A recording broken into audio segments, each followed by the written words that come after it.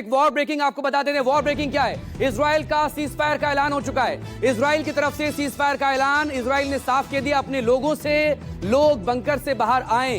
Iran ने भी ये साफ कर दिया है अपने सरकारी टेलीविजन से के मुताबिक कि यहां पर हमला हुआ तो फिर नहीं रुकेंगे। ये देखें, ये दो बड़ी बातें यहां पर आ रही है। वॉर ब्रेकिंग न्यूज 24 पर देखिए, सीज फायर का ऐलान इजराइल की तरफ से कर दिया गया है और उन्होंने कहा है कि लोग बंकर से बाहर आए। ईरान ने भी बोल चुका है, ईरान की तरफ से भी आ चुका है ये बयान, सीज फायर का समय शुरू हो चुका है, लेकिन साथ में कंडीशन है, हमला हुआ तो फिर नहीं रुकेंगे। जो कि लगातार इस सीज फायर की खबर के आने के बाद से ईरान के विदेश मंत्री अब्बास अराक्ची कह रहे थे। और यह बड़ी खबर इस वक्त आपके सामने। संजीव मेरे साथ लगातार बने हुए। संजीव, इजराइल ने सीज फायर का ऐलान कर दिया, ईरान की तरफ से भी साफ कर दिया गया इस शर्त के साथ कि अब हमला होना नहीं चाहिए। संजीव, देखिए, जब हम लोग बातें कर रहे थे उस वक्त आईडीएफ यानी कि जो इजराइल डिफेंस फोर्सेस हैं, उन्होंने ये ट्वीट करके जानकारी दिया कि हमारे जो नागरिक बंकर्स में हैं वो बाहर आ सकते हैं, लेकिन वो शेल्टर के आसपास रहें, क्योंकि आवश्यकता अगर पड़ेगी तो शेल्टर में जाने की ज़रूरत पड़ सकती है और आप अंदर चले जाइएगा।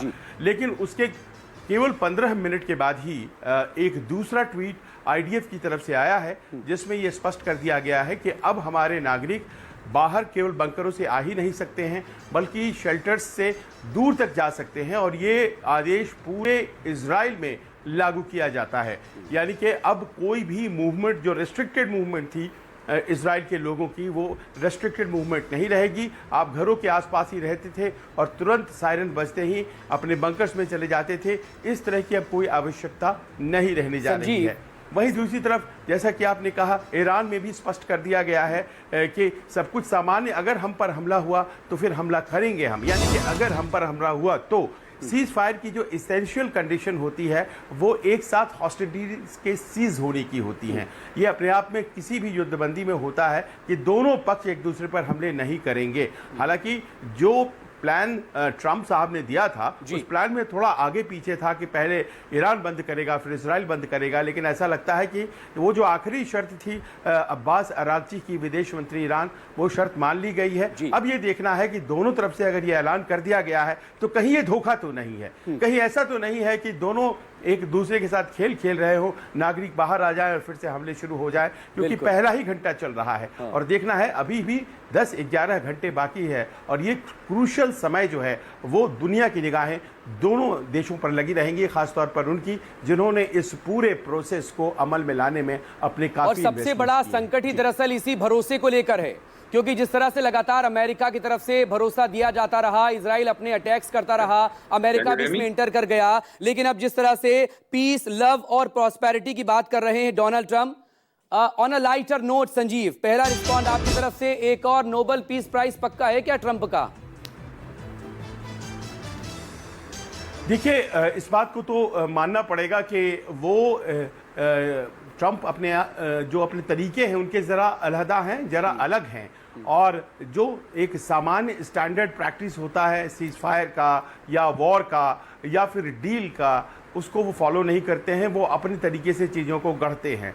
एक भी जान अगर बचती है इस सीज फायर के होने से तो ये कंट्रीब्यूशन की तरह होगा। और जाहिर है दुनिया में बहुत ऐसे कम देश हैं जो इस तरह के सीज फायर को इफेक्ट कर सकते हैं। यूरोप बात करके हार जाता, लेकिन ईरान नहीं मानता।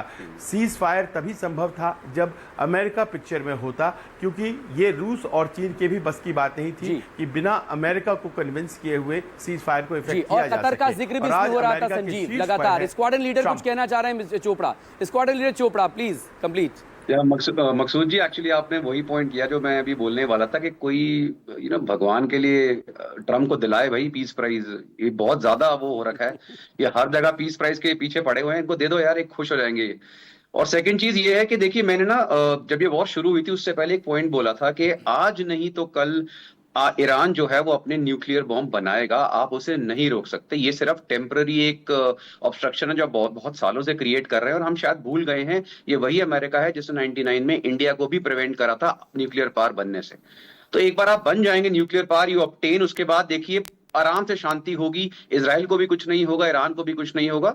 और एक जिसे हम बोलते हैं कि you can rule from the point of strength, तो एक बार इन्होंने स्ट्रेंथ ऑब्टेन कर ली, उसके बाद कुछ नहीं। और कर्नल मिश्रा, जैसा कि खुद इजराइल के प्रधानमंत्री बेंजामिन नेतन्याहू कह रहे थे 2 दिन पहले अमेरिका के अटैक के बाद, पहले शक्ति फिर शांति, तो अपने आप को सशक्त तो करेगा ईरान, अब रुकेगा नहीं वो। Please respond. देखिए, ईरान का स्टेटेड एम है, और जैसा दरिया सर ने बोला कि कोई नहीं रोक सकता, और स्क्वाड्रन लीडर चोपड़ा ने भी बताया कि जस्ट टाइम लैग का जो डिले हुआ है वही है। ऐसा नहीं है कि ईरान की साइंटिफिक कम्युनिटी पूरी खत्म हो चुकी है। न्यूक्लियर साइंटिस्ट अगर टॉप एचेलॉन गया है तो उनके second in line, third in line already वो वहां पे ट्रेंड साइंटिस्ट हैं, जिनके पास अगर 26 साल का तजुर्बा नहीं तो 22 साल का तजुर्बा है, 18 साल का तजुर्बा है। एनरिच्ड यूरेनियम उनके पास ऑलरेडी एग्जिस्ट कर रहा है, और रिएक्टर को बनाने की टेक्नोलॉजी ऐसी कोई खास रॉकेट टेक्नोलॉजी नहीं है जिसके लिए उनको कहीं और जाना पड़े। तो आज आपको सिर्फ ये देखना है कि ऐसा क्या कारण था कि पाकिस्तान जैसे एक so called all weather friend के होने के बाद भी ईरान के पास न्यूक्लियर बॉम्ब नहीं है, जबकि ईरान और उसकी भूमिका को लेकर भी लगातार सवाल। बहुत माफी के साथ आपको रोकूंगा, और बहुत शुक्रिया आप सभी लोगों का, बहुत शुक्रिया आप सभी लोगों का जुड़ने के लिए।